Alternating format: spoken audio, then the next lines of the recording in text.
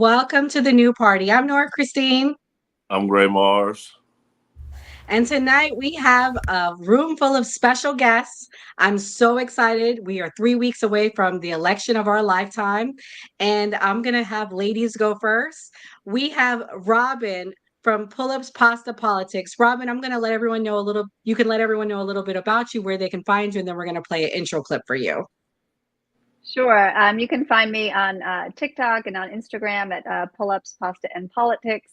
I've been an activist for many years, and I'm just excited to be here today. Nice. And I'm going to play a clip that got a lot of views for her. It's about Trump's tax plan. From passing any new tax laws. So the plan is, if you make $75,000 a year, your taxes will go up $1,800. If you make $100,000 a year, your taxes will go up $2,600. If you make $5 million a year, your taxes will go down $325,000 a year. He also cuts overtime pay, which is really helpful. And he cuts the Head Start program. Again, really helpful. So daycare costs will go up for lower income families and pretty much everybody across the board. Meanwhile, the Harris-Walz campaign wants to give a $6,000 credit to families with an infant and reinstate the child tax credit. So you tell me, who do you think is actually looking out for the middle class? Because it seems like Trump wants to raise taxes on the middle class once again. Let's go over the Trump tax plan. It's going to be a great night tonight. So I just want to be transparent with you. I'm a registered independent, but I will be voting for Trump. But I'm looking forward to tonight because I really like your stuff. I really like how you break it down and explain it. So I appreciate you for coming on. Gray Mars is a Democrat, so you have a friend in the room from the Democrat side. So our second guest tonight is Alton. He's a friend of the show. Alton, let everyone know where we can find you and about your platform. All right. My name is Alton Johnson. I have a YouTube channel which is just entitled Alton Johnson. I do a lot of Christian content. Sometimes I do touch on some political stuff here and there. But yeah, you guys could catch me on X, Twitter, Facebook, Rumble, and YouTube. So yeah, you could just type in Alton Johnson and I should pop up. Thank you, Alton, for coming on tonight. I'm going to play Alton's intro that got a lot of views. You have to go out and vote for Trump. Nobody is saying that you have to believe that Trump is a Christian or anything. But we're saying that it looks like that these two candidates are going, one of these guys are going to be in the office come November. That's a fact. And we know that there's problems with our communities right now because we talk about it all the time. So I'm asking you guys, what are you prepared to do? What resources are you willing to grab hold of? Well, I'm not going to vote. I don't know. Both of them evil. But then, so what's the point of even talking about or even being a part of conversations that affect our communities? Why even sit back and talk about the plight of the black community? Why even talk about all of the migrants coming into the black communities, which I told people. I said, if you guys put Joe Biden in office, what's going to happen is that they're going to bring in as many Hispanics as they can. And where are they going to go? Into the black community. And when they bring them into the black communities, they're going to move black people out. And we're going to be sitting back having the same conversation. I said this 4 years ago. Wow, it's almost like you were psychic, Alton. And our last guest of the night, Jason. Thank you for coming on. It's your first time. Let everybody know where we can find you and about your platform. I'm Jason Williams, and you can find me on Instagram at Black Teamwork. You can also find me on TikTok, where I put a lot of, not a whole lot of political things on there, but a lot of funny jokes and whatnot. Jason Williams Sr. in TikTok at Jason Will Sr. Yeah, and I got a quick joke that Jason put up. He doesn't really put up much political stuff, but he's pretty funny, and this one makes me laugh. So I picked this one. You had this one pinned, so I chose this one.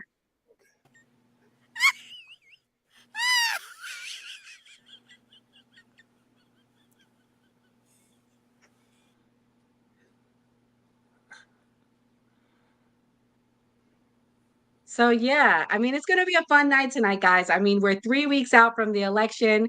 Gray, as the founder of the channel, would you like to say a few words? Yeah, so Nora's the host. We normally have another Republican on named D. I'm the founder of New Party, but we definitely go back and forth with each other and talk about politics.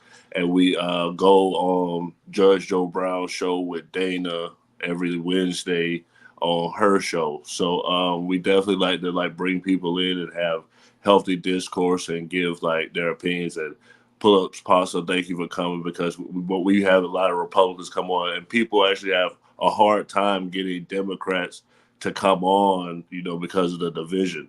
So it's normally just me as a Democrat. So now, it's nice for somebody to come and actually, just talk. It's not really a debate, but we're just putting our opinions out there. Sure, I'm glad to be here. Yeah, and what's unique about our show is we're pretty multicultural and diverse, so we're definitely happy to have you as the first Democrat guest that we've had. But we're going to get into the topics of the night. The first topic of the night is about polling. Gray, go ahead and kick it off about what you found out in your investigation. Okay, so one of the big things, me and Nora are actually in Florida. I'm in the Tampa Bay area. She's in Central Florida, Orlando. And, Florida's a big red state. DeSantis actually won by 20 points in the last midterm election. So it's was very surprising to see in the Senate race with Rick Scott that he's actually struggling with, I think, I don't know her first name, but Marskell, I think it's her last name. So it's a very close race. Yeah. So it's a very close race. I saw that, and I saw with Ted Cruz, it's actually another close race with Al Reed over in Texas, and two places that are very red, which was very surprising to me. But I made a prediction on this channel that I think Texas and Florida are going to turn blue this election. Well, I'm going to play the first clip and then we can give reactions. We're going to play one of the latest Florida polling numbers, and we can give our reaction because we live here in Florida. Now, Scott Tranter, the man with all the numbers, data science director at DDHQ. Hello, hello. How you doing? Good to see you as always.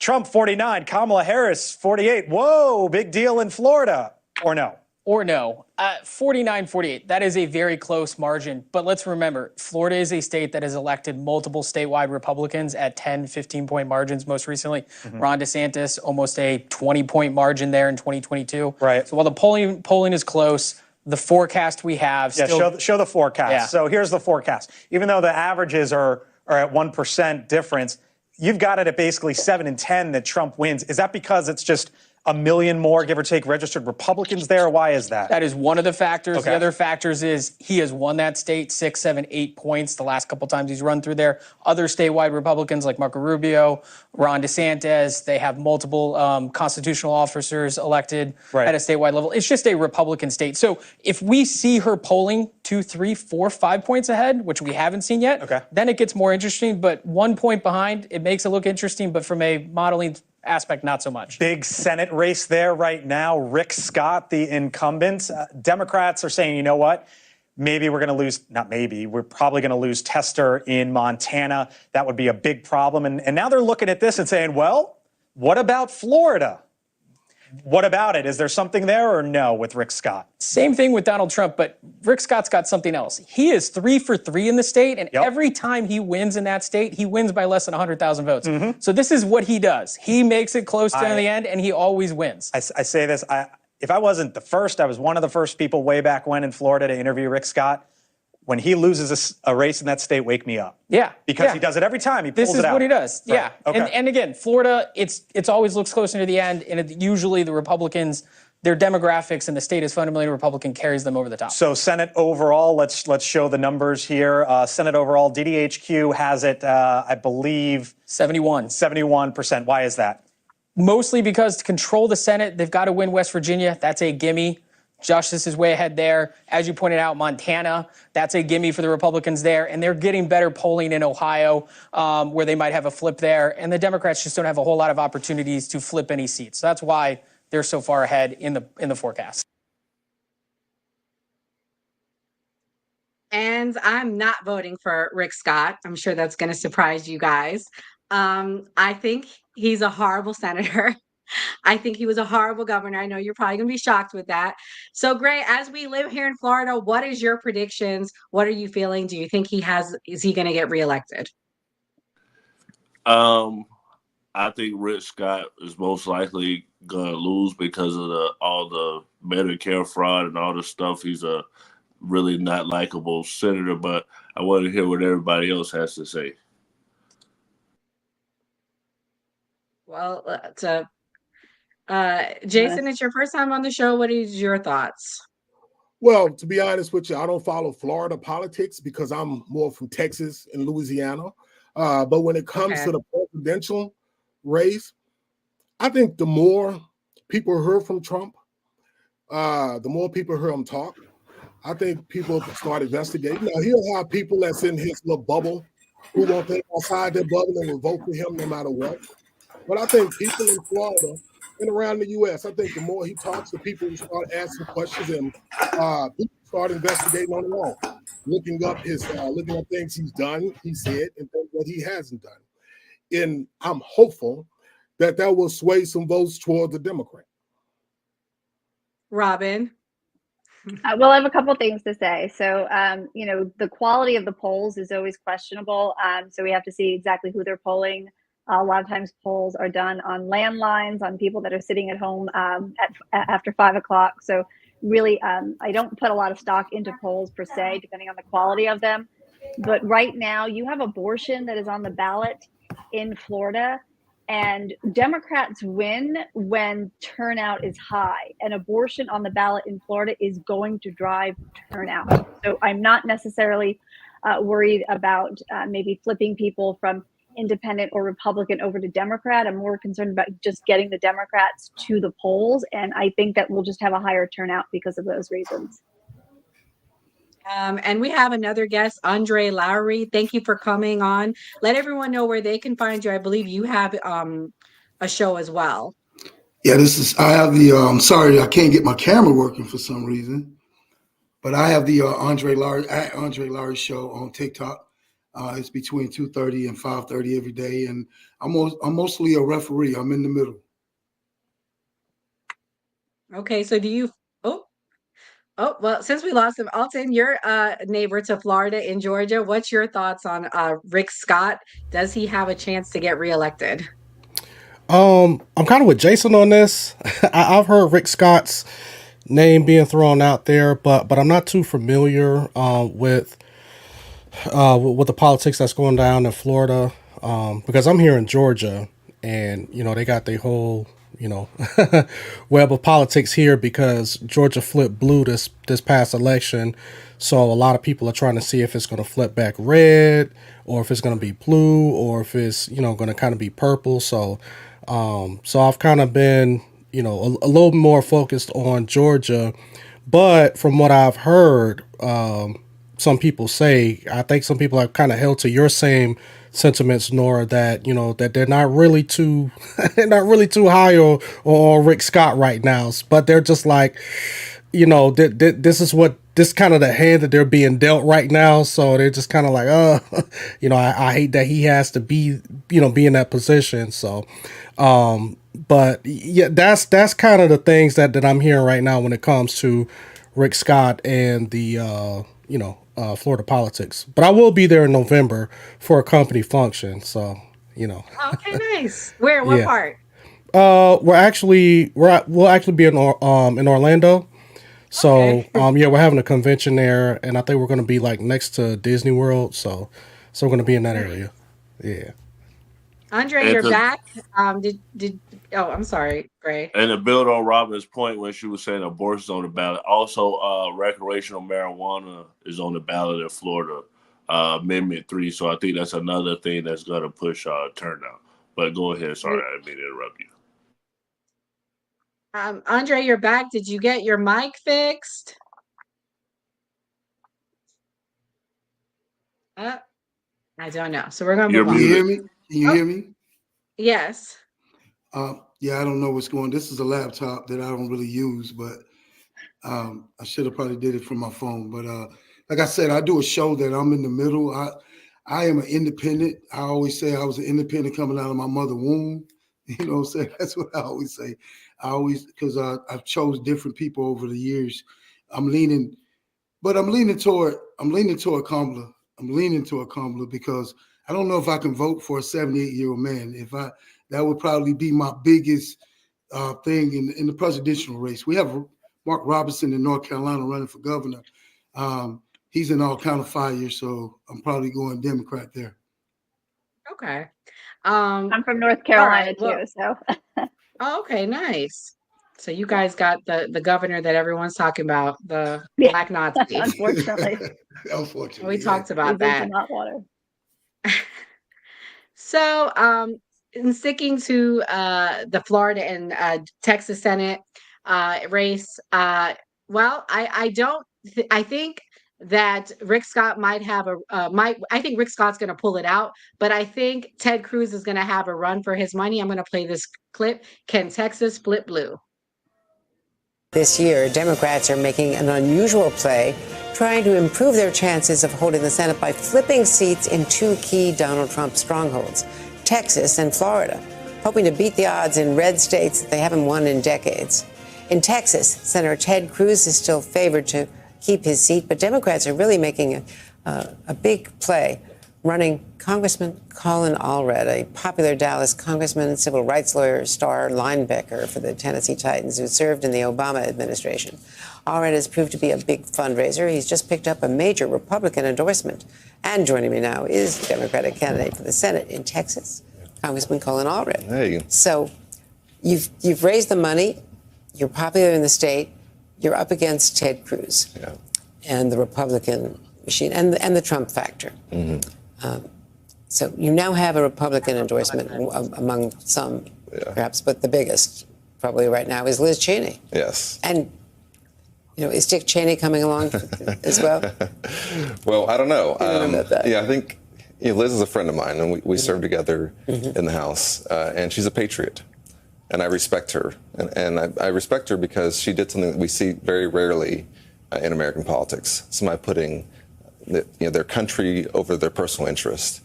And I think that's what she's also is motivating her to get involved in this Senate race. That Ted Cruz was the architect in many ways of the effort in the Senate to overturn the last American presidential election. And there has to be consequences for that. And that makes you unfit for office. And that's what Liz is saying. So the economy is still the biggest issue. Maybe immigration is the second biggest issue. Those are two big factors in Texas. Yeah, they're incredibly important. And how does Kamala Harris improve her record on that? She has a lot of facts and administration policies behind her, but the public is not picking up on it yet. Well, I think what I have to do certainly versus Ted Cruz is make sure folks know that I'm on their side when it comes to the economy because, I was raised by a single mom in Dallas and I know what it's like to struggle growing up. And that's why I've been focused on lowering folks' costs.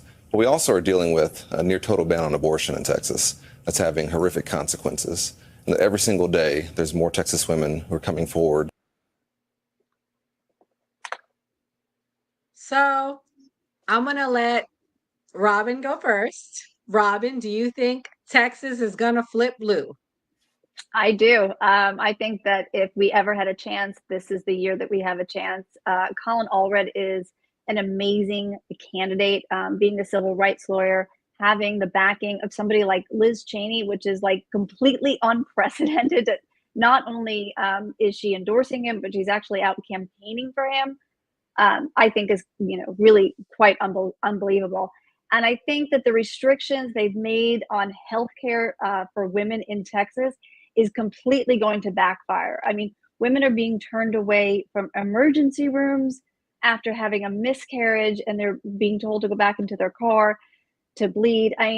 That is not the intention, I don't believe, of the pro-life movement. They've just gone way too far. And we've seen it on the national stage of women actually suffering. I think Texas has just gone way too far, and it's going to backfire for the Republican Party.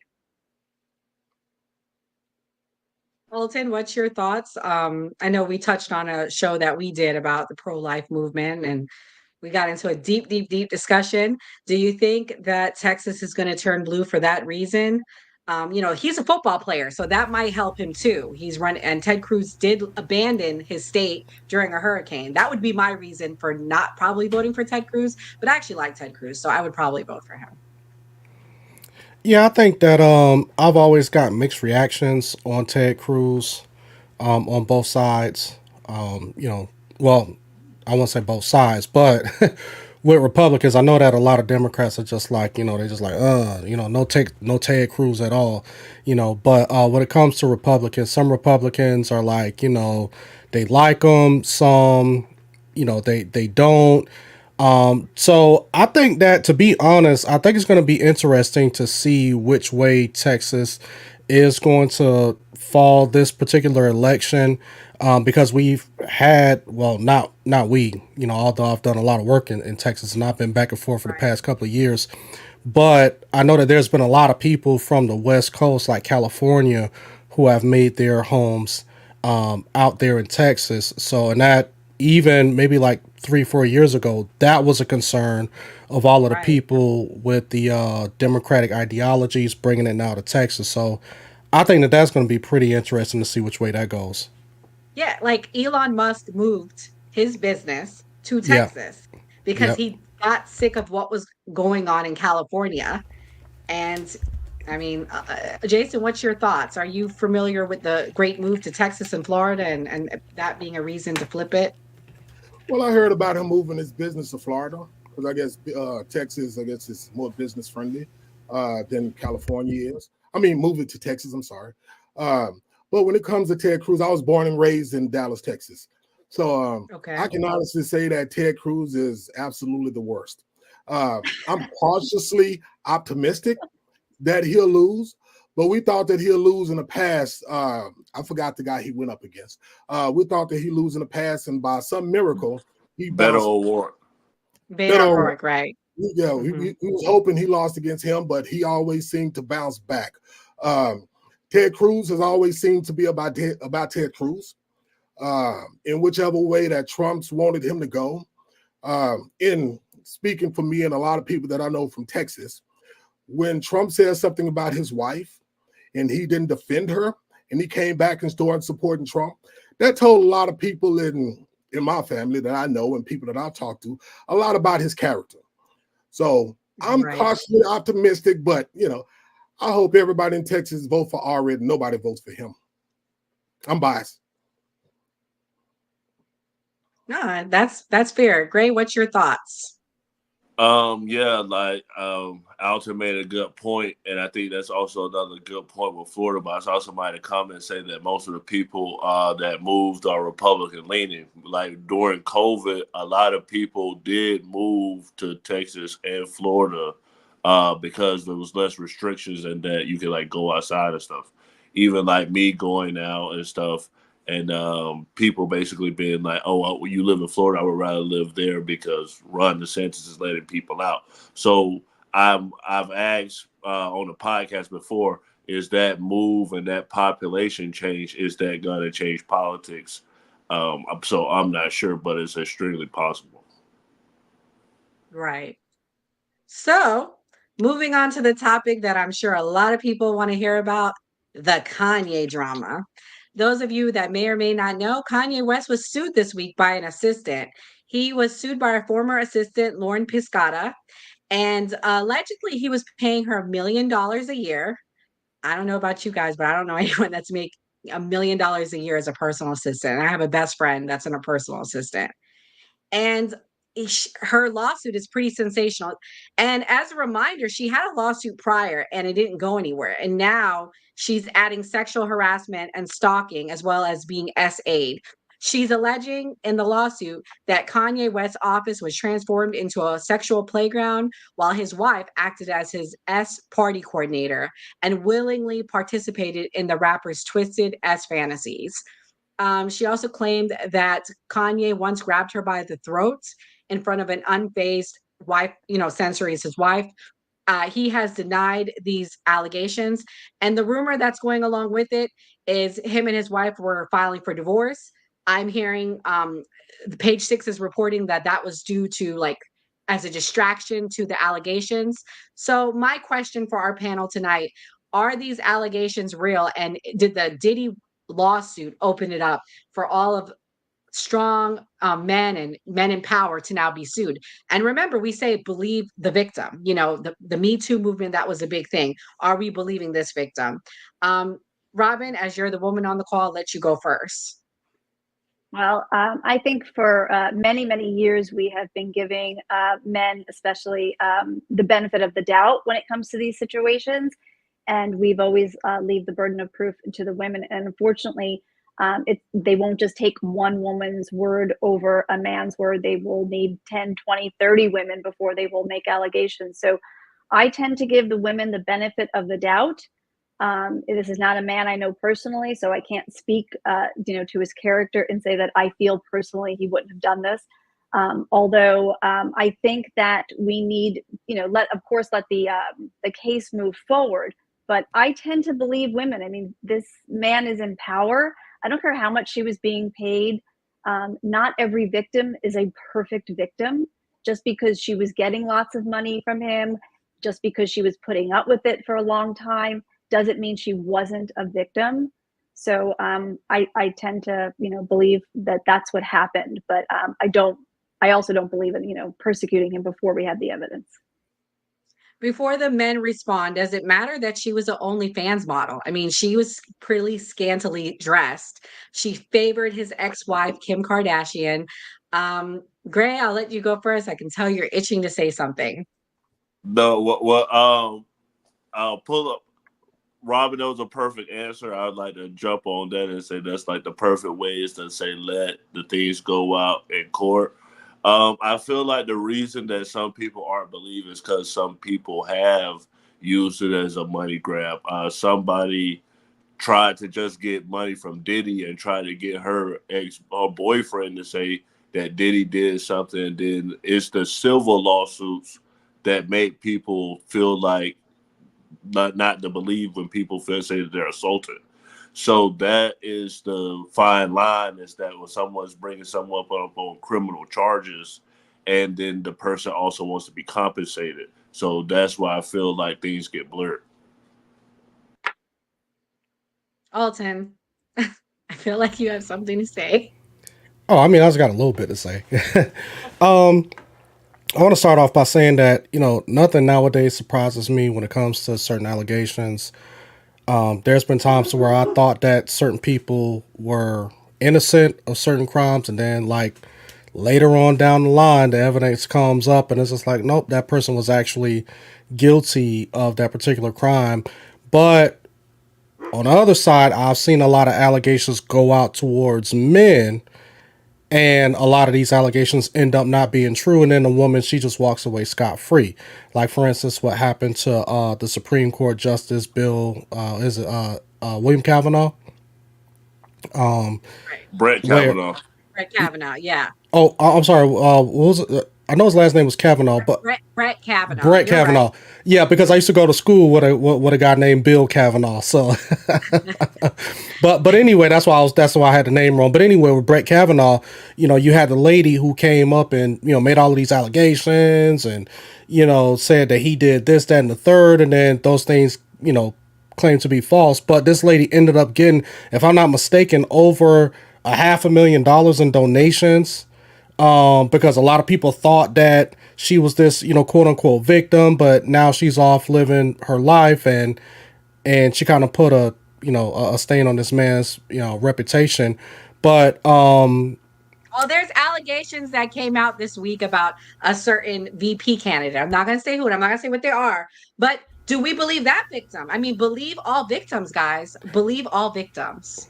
that's I mean, we can't pick and choose which ones we want to believe. No, I'm serious. Like, Robin, I know you want to respond, so I'll let you respond to what he said about Brett Kavanaugh and his the woman that went on the stand. Okay, well, Brett Kavanaugh is doing just fine. He's sitting on the Supreme Court for the rest of his life. He hasn't actually been tarnished at all.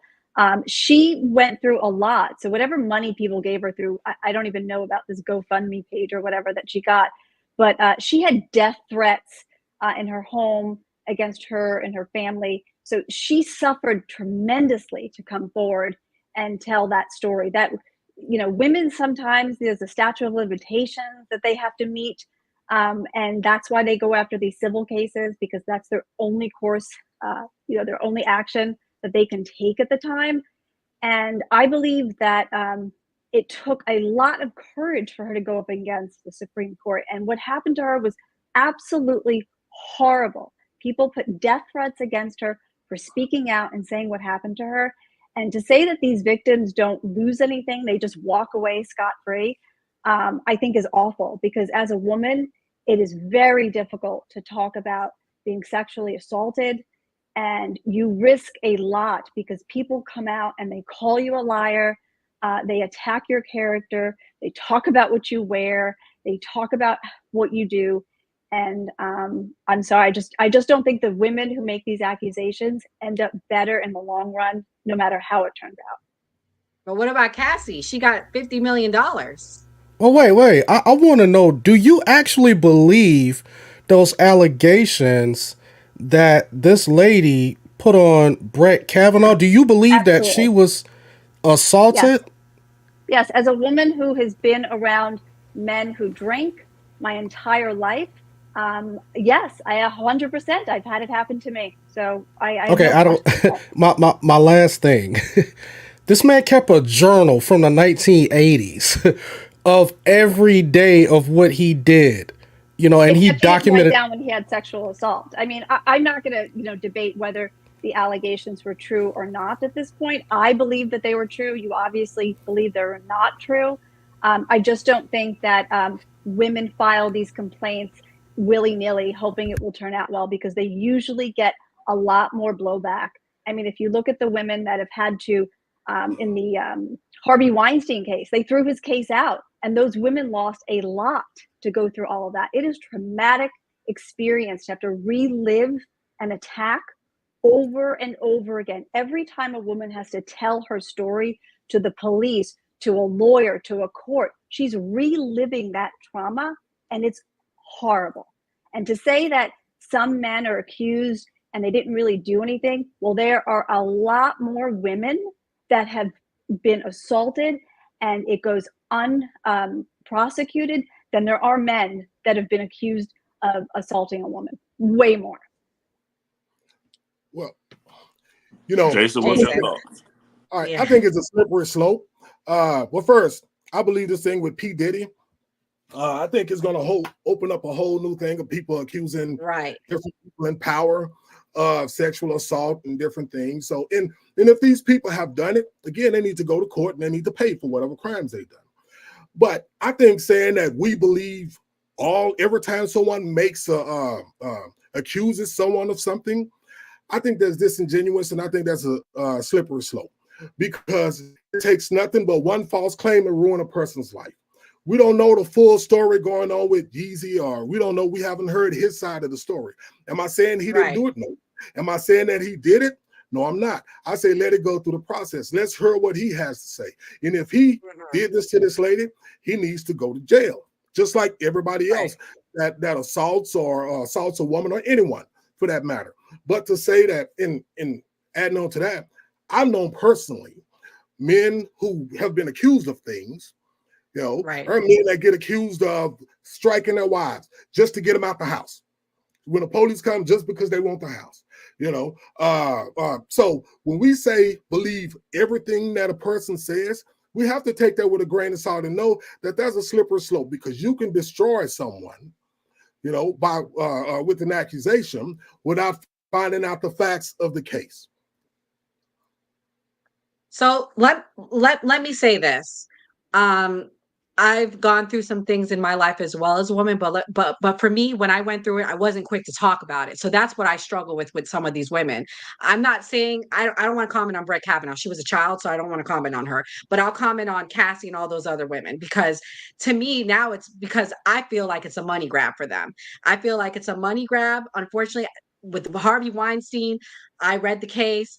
What were you doing in this man's room? I mean, we got to call it out, because for me, I see both sides. I've lived through experiences, but I wasn't quick to just run and talk about it. And I also feel like, why were you in the room at 1 a.m? But that's all I'm going to say on it. I'm going to play this clip right here. And it's Kanye's, a woman defending Kanye. She was a dancer, and she defends Kanye because she said that Kanye protected her, and she doesn't believe it. And she speaks to his character. That go up about Mr. Kanye West, I will always have a soft spot for it. I genuinely think he's a good dude, and that's because of a personal experience I had with him. I used to be a backup dancer for Mr. Kanye West many, many years ago. It was when he came to Australia for the Splendor in the Grass show, and he came to town and he hired like 20 Australian girls to be his ballerinas. Now, one night after the show, we went back to his penthouse, all of us dancers and his crew, and we went for the after party. A bunch of us were out on the veranda, so there was like Kanye, the two ballerinas that he traveled with, the female ballerinas that he traveled with, and then he had like a bit of a posse that came around and traveled with him. Kanye was inside on his laptop, I don't know, doing something, and a bunch of us were out on the veranda, we were like dancing and drinking and all this sort of stuff. Now, we were all sitting around, and a bunch of the guys that were like Kanye's little posse were like standing around, and they were like dancing and twerking, and they're like, blah, blah, blah, join in. And I was like, oh no, I'm okay. I'm just sitting here. I'm just relaxing, just chilling. And out of all the girls, I think I was probably the thickest, right? So I don't know, I'm generalizing here, but I think the Americans liked thick girls, and they like were honing in on me. They were like, come on, dance, twerk, come on, get up, twerk, blah, blah, blah. And they were like full on shaking their bum, like trying to like get me to do what they wanted to do. And there was one of Kanye's dancers, she was like grinding on one of the guys, and I was like, oh, I don't really want to do that. And they were all like, it was a lot of pressure. Like I could feel the walls closing in on me. I felt really, really uncomfortable. And I kept saying no, and they were like, come on, come on, come on. And I kept saying no, and they kept coming in. And I was getting to this point where I was like, I feel really unsafe here. Like there was a bunch of really intimidating dudes like honing in on me, asking me to like dance and stuff. And then out of nowhere, Kanye literally like burst through them and was like, bro, she said no. And I was like, whoa. And he was like, she said no, so stop asking her to do it, all right? And they were like, okay, sorry bro. And they like backed up, and he like came and sat next to me, and he was like, look, if you don't want to do it, that's fine. Like they're just being dicks. Like you don't have to do anything, just have fun chilling. And I was like, oh my God. Like in that moment, I felt really, really unsafe. Like there was a bunch of guys asking me to do something that I didn't want to do, and Kanye told them to back off. So like of all the things that I see about him, at the crux of it all, I think he's a good dude. Maybe he does some crazy shit, but I will always have a... So let me say this. We had a discussion prior to this, Robin, because I'm surrounded by guys all the time. And I realized that men don't know boundaries. And I think a lot of it has to do with that. Men don't know. And unfortunately, these conversations are important to have. Robin, what's your thoughts seeing her defending him? Is it a one good night that he had? Like, do you think that he's a good, I mean, despite everything we know about Kanye, I mean, that was a nice story about him. So not talking about Kanye specifically, but talking about in general, when women will say, well, he was a nice guy, or he treated me well. I get that. But when we have a man who, or any man who has been, say, convicted of actually sexually assaulting a woman, we have concrete proof, and he actually did it, right? That man has come in contact with thousands and thousands of women throughout his life, and he only assaulted one.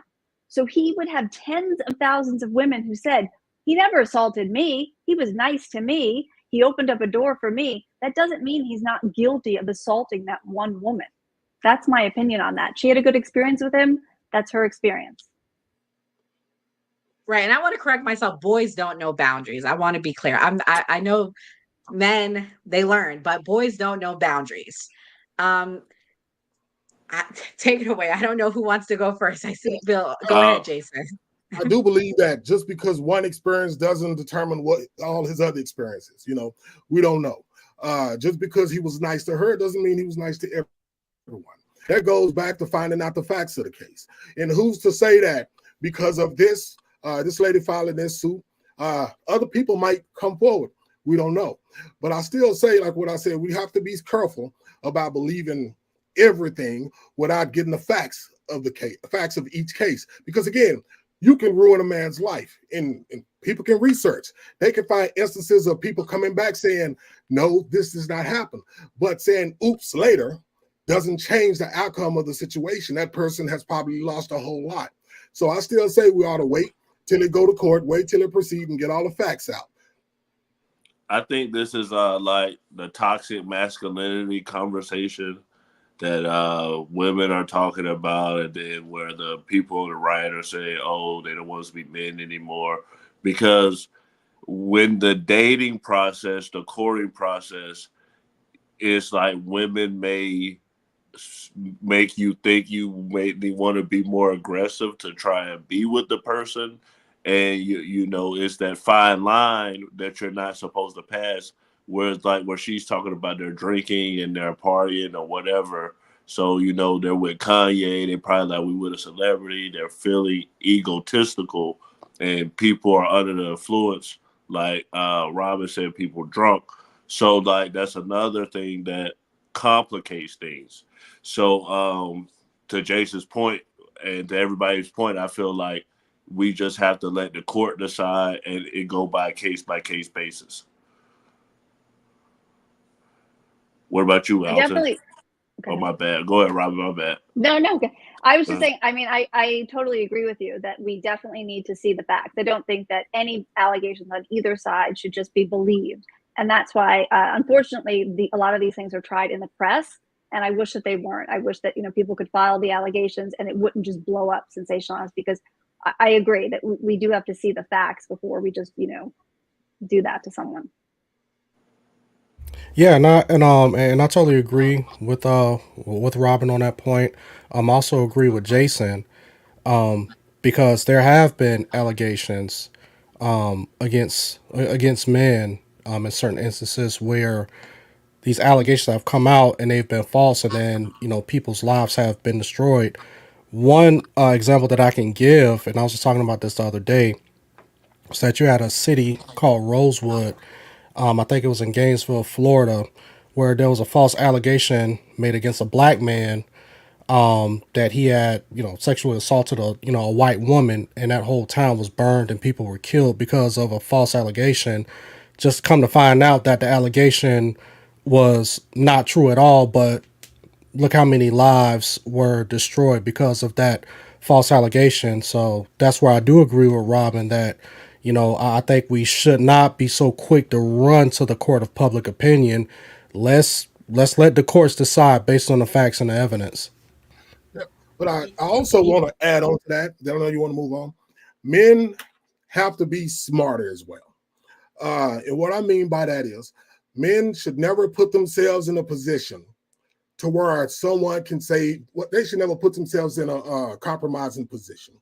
I'm 51 years old, married 23 years, have two beautiful kids that I raised.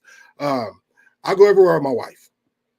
I don't put if I'm in a situation where it's uncomfortable or there's a lot of women, I remove myself. I'm not alone with women. That's my choice. So men have to be smart. Don't put yourself in a situation to where someone can accuse you of something. And also, women deserve to be respected. Keep your hands to yourself. No means no.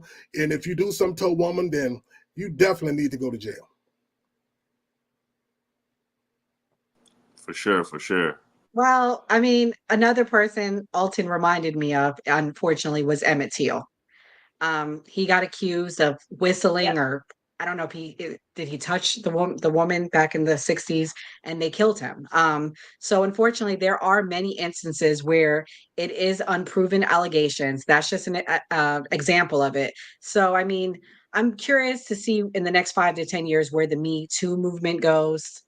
Um, are we seeing the end of it? I don't know. But I bring up Kanye tonight because this goes into our final topic of the night. Kanye West was one of the first I should say, entertainers to support Donald Trump. Here we are, 8 years later, he has this lawsuit. He's been canceled for good reason. He said some pretty horrendous things against Jewish people, so I'm not commenting on that. But Barack Obama came out this week and he had a talking to black men voting for Trump. So I'm going to play the clip on what he said for his lecture for black men and why they should vote for Kamala. We have not yet seen the same kinds of energy and turnout in all quarters of our neighborhoods and communities as we saw when I was running. Now, I also want to say that seems to be more pronounced with the brothers. So if you don't mind, just for a second, I'm going to speak to y'all directly and say that when you have a choice that is this clear, when on the one hand you have somebody who grew up like you, knows you, went to college with you,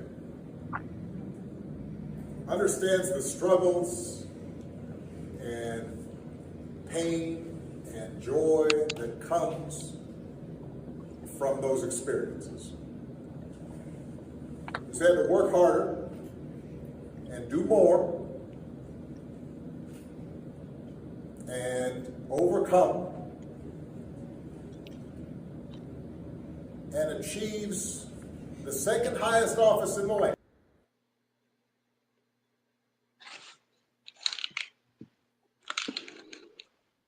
So we got a room full. Andre, you're back just in time for the topic of the night. I struggle with what he said. Kamala did not grow up in America. She did not grow up in our neighborhoods. In fact, she grew up in Canada. So I'm gonna let the brothers on the call comment.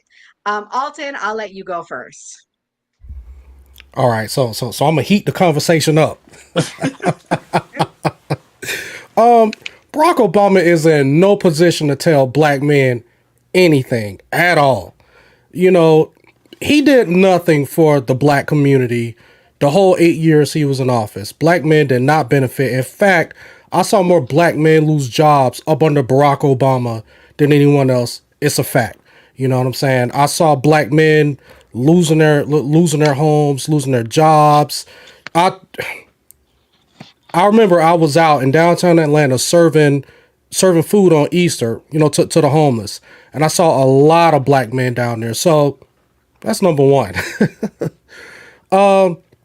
Number two, as black men, and from what I'm hearing, from majority of the black men that I talk to who are historically Democrat, we're done with playing the whole identity politics thing.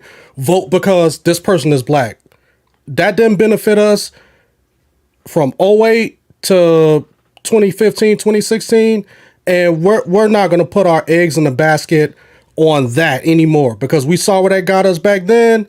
And we got too much to lose nowadays. Can I chime in here? Go ahead. Now, I might be a little long-winded. I don't mean to be. So I agree with what Obama said.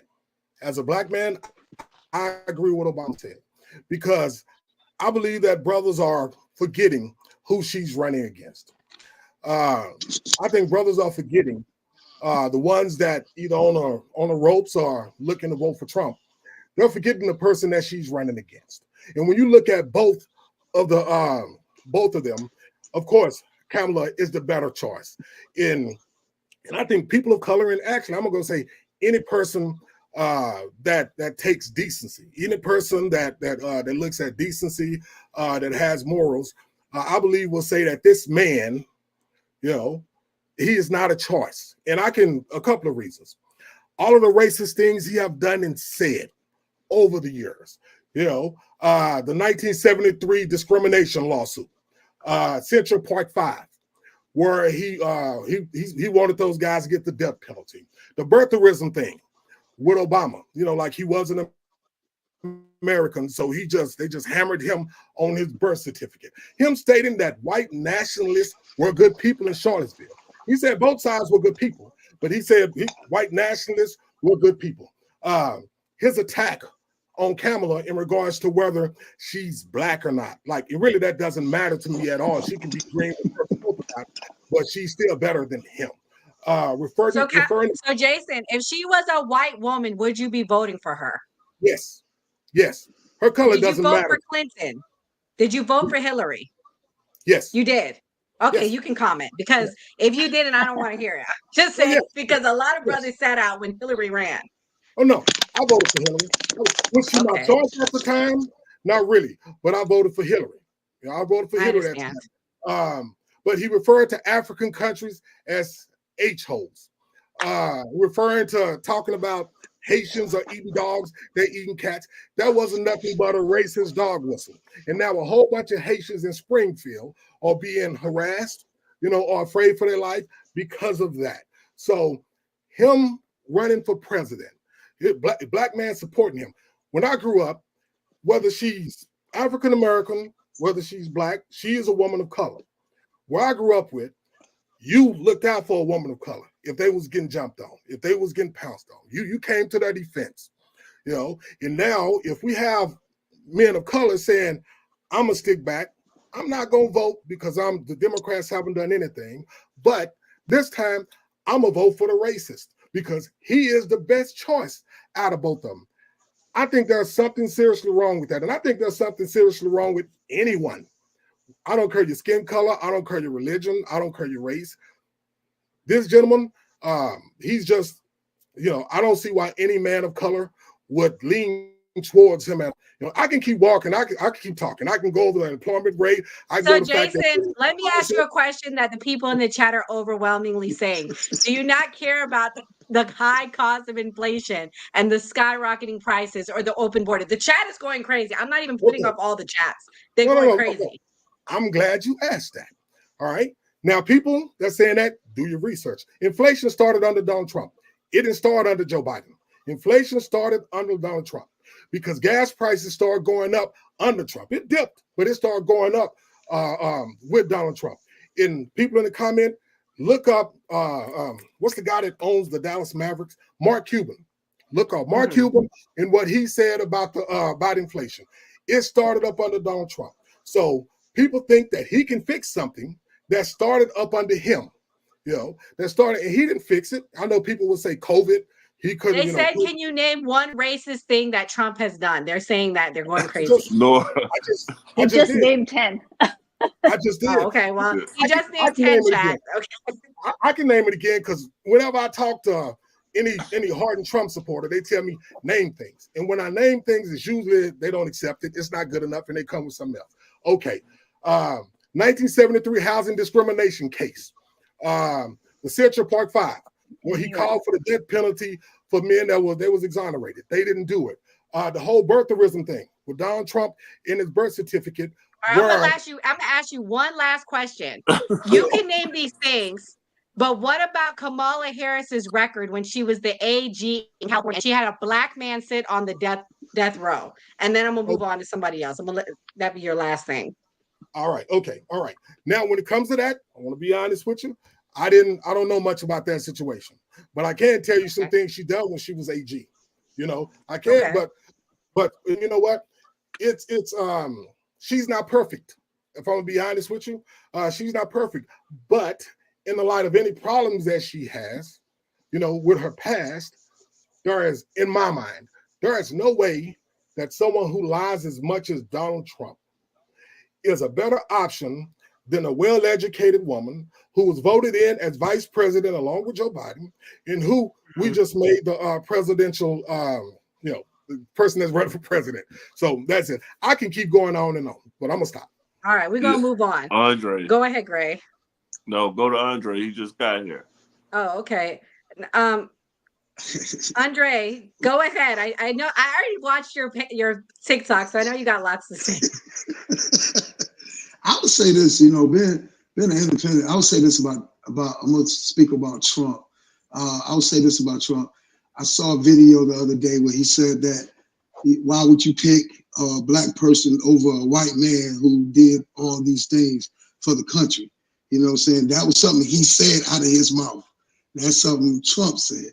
And then his hanger-ons, the people that hang on him, like Laura Loomer and the dude who make the cars, Elon Musk, you know what I'm saying? Those people scare me, you know what I'm saying?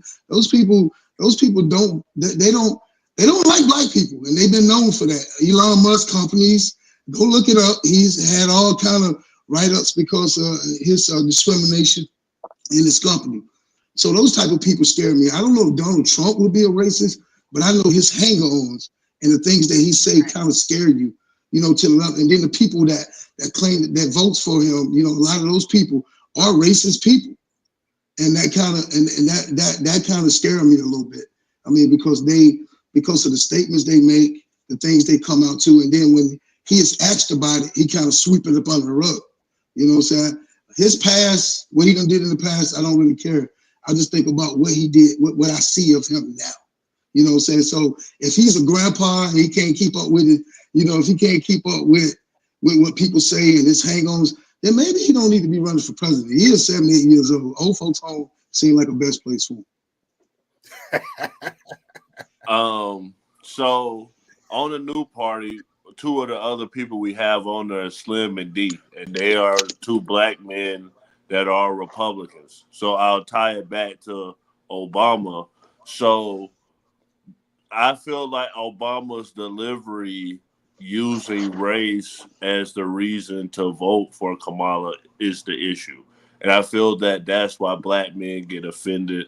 And D, who's on the channel with me and Nora all the time, is offended because he goes places and he says, oh, I'm voting for Trump, and people call him uneducated or people attack his character. So, like, that's the issue that we're seeing with black men or certain Democrats talking to black men and saying, how is it possible that you could ever be a Republican? I feel that me as a Democrat and working with a lot of Republicans, their reasonings are differ, but a lot of their reasonings they don't want to say publicly on why they're picking Trump or whatever the case may be. But I feel like what we have to take out is telling someone to vote for someone based on their race. And if we do that and convince people for the right reasons, then black representation will be equal in the Democratic and the Republican Party. And that's the only thing that I'll give to Trump is that for me personally, I never felt as a black person I could ever be a Republican, but I can see like little reasons why they feel a little bit more comfortable being a Republican now. So can you name a racist policy? They're asking that in the chat that he enacted in the 4 years he was in office. Anyone? Go. Muslim ban? Which one? The Muslim ban? Like his first thing. That was huge. That was huge. That's a good one. Started It's off. hard to name because he had so few policies, good or bad. So I think that Muslim ban was a big one. So I can't think of any other policies. I think a lot of the main thing that a lot of black guys, especially street guys that I talk to and rappers and stuff like that, is the First Step Act, where a lot of people got their sentences reduced, a lot of people got out of prison. And then the money, I hear a lot of people always talk about the money that people got from COVID and Lil Wayne and Kodak Black. That's what I always hear. I mean, as ignorant as it sounds, there's a lot of stuff that people say. But yeah, that's what I've heard. And I think then he one of the Kardashian ladies, she helped get somebody out of jail, some woman out of jail. I mean, I'm ready to give the good list. He did a lot for prison reform. Okay. And I think people are forgetting that. And I'm not going to say that's a black agenda, like that just influenced black people. It helped a lot of people. I see you shaking your head, but it did help. The prison reform It started under Obama, though. It started under Obama. It started under Obama. The Muslim ban started under him too. Yeah, but no, the Muslim ban started under Trump. Yeah, it started under Trump. Obama let more people out of jail who were in jail because of minor marijuana offenses than any other president ever. Obama did that. He let thousands of people out of jail. I want to say about Obama, though. I want to say one thing about Obama that people are missing. The man won two elections. And for people to say that he can't stand up and say anything, the man he was one of the greatest presidents ever to me, my opinion. And, you know what I'm saying? If you want to bump his record, go and look at all the things that he did as a president. You know what I'm saying? So, but I would say that he won 2 elections. He have a right to stand up and say what he said to black men. Not that I agree totally that he's telling them to vote for someone, but I agree that he has a right to stand up and say something. That man, he done a lot for the country. And when he first ran, he opened the country up to something that we never had. There would never be another Obama. And I also agree. I think, as an American citizen, he does have a right to speak his mind. And also when we talk about policies, and if you on my page, I kind of go live and I get into it with a lot of people. When you talk about Trump's policies for the 4 years, and Trump pretty much gave rich people a tax cut. Trump had no policies. Trump, he had both houses, was Republican for his first 2 years, and they got absolutely nothing done. But if you look at Biden and Kamala, well, you say Biden because Kamala's she's the vice president. He has policies. I can read all the policies that he got through the House, bipartisan support. Trump could not get bipartisan support. Trump couldn't even get his own people to agree on anything. So when we look at policies, Trump's 4 years is really light. If you can think of any, maybe the Muslim ban and him helping with the jail reform. Other than that, he just spent most of his time attacking people and calling people names, in my opinion. Robin, we didn't get your answer for what you feel about what Obama said. Okay, so I'm obviously not a black man, so I'm not going to pretend to say what I think that they should feel about what Obama said. But I will tell you this: I think that Harris has done a lot to meet people where they are. She has come out and said to almost every group that she doesn't just assume they're going to vote for her. I mean, she could tell us white women, you have no other choice but to vote for her because Trump will be so bad for women, but she doesn't. She meets everyone with compassion. She meets people where they are. And she does say that she has to work for everyone's vote. And she is putting plans out for people specifically. She's putting plans out, for small businesses, for loans that would specifically target minorities. She's gone after she would help people who want to have families. She would help people who don't want to have families. I feel like she's really tried to reach all the groups where they are. And that says a lot that she's looking, to broaden the amount of people that want to come into the Democratic Party. I mean, they've had to create a tremendous tent to filter in all the people that have left the Republican Party. So she's had to make adjustments, and that I will say I like.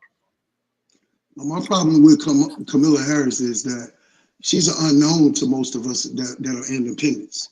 She's somebody to me that haven't been tested. You know what I'm saying? That would be a problem at the polls for me, that when I come to think about Kamala Harris, I'm sorry, I don't want the Democrats to come after me, because they will. But what I was saying was that she's a mystery to me. I mean, I know her as a vice president, but I don't know what she offers.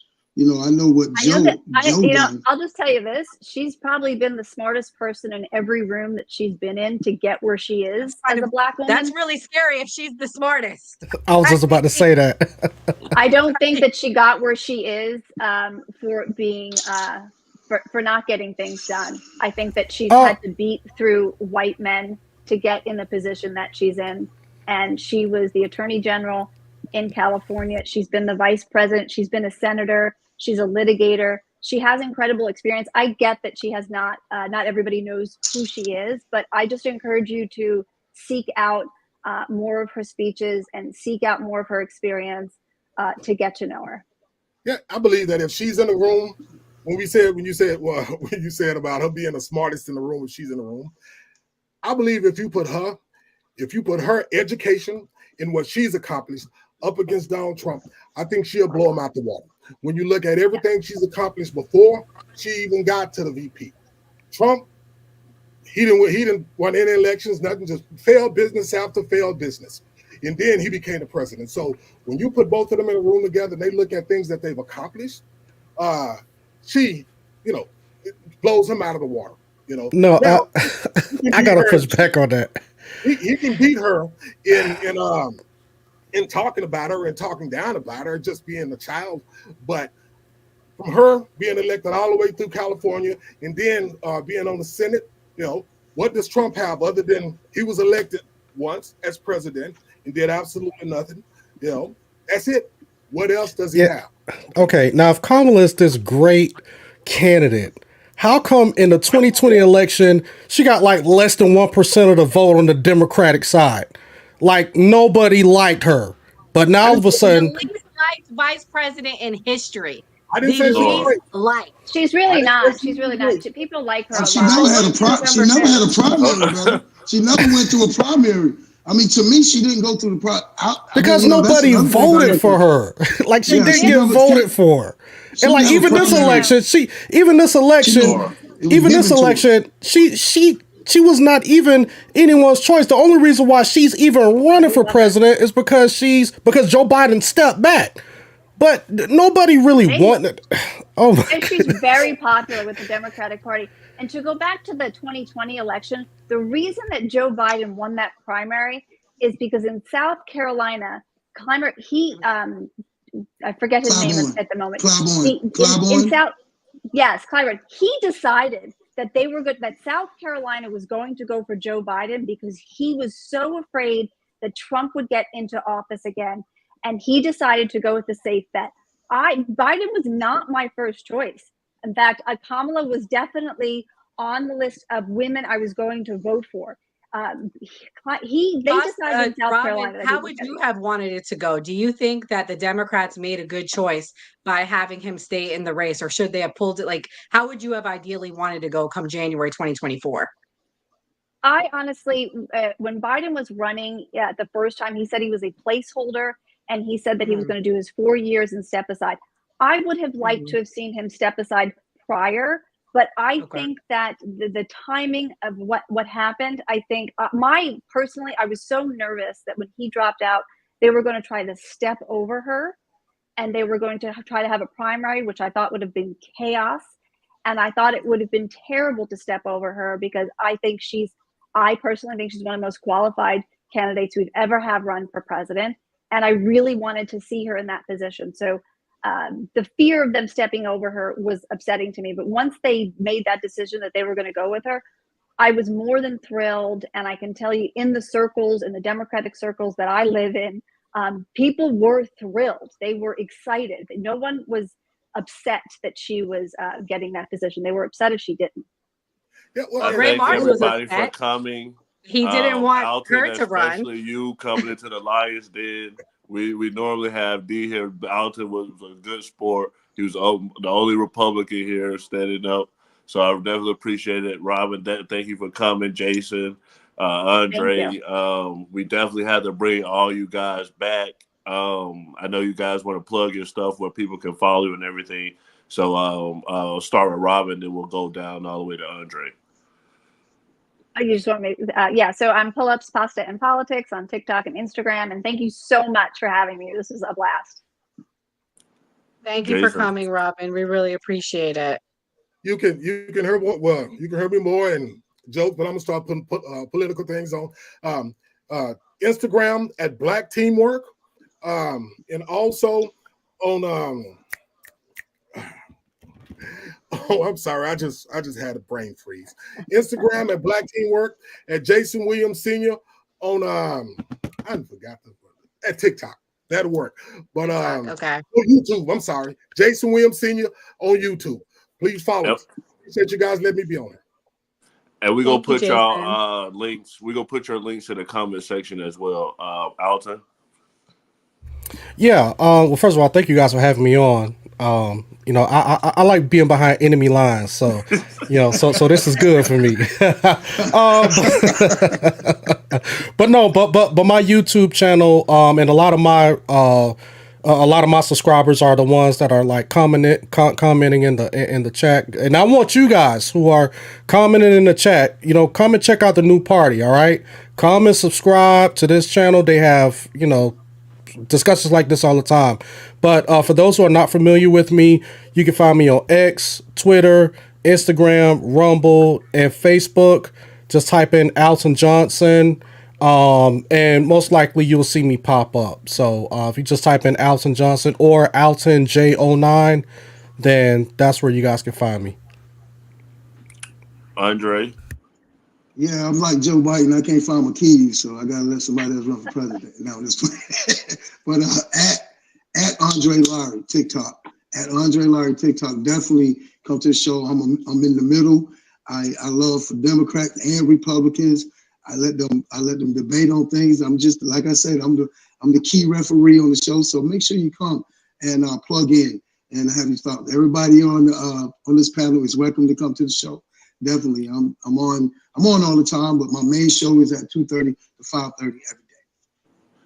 And on camera, I want to thank Nora personally. Nora has stepped up completely. Like, I was out of internet during the hurricane and everything, and she has held down the show completely with bringing on guests and with other people that we got a new party with stuff going on. Nora has completely held everything together. So thank you, Nora, for holding a new party together with everything going on. Yeah, I have one last thing to say. Thank you so much for our guests. Thank you, Robin. Thank you, Jason. Thank you, Alton. Thank you, Andre, for coming on. And one last thing, we have our schedule this week, guys. We have another live stream show tomorrow. Check us out at 7 p.m. We're going to be doing the truth behind George Floyd and Tim Walz and his role in the riots and being the governor of Minnesota. Thursday night, we'll be talking about our left-wing influencers influencing the election. We are 25 days away. Early voting has begun in your jurisdiction. Go to vote.org to see where and when you can vote. And as always, like we always say on the New Party, always vote. Always vote. And we definitely got to bring all you guys back. Absolutely. We got y'all information. We'll definitely be putting out shorts and tagging you guys in it. Appreciate it. I'll be live at the polls. For sure.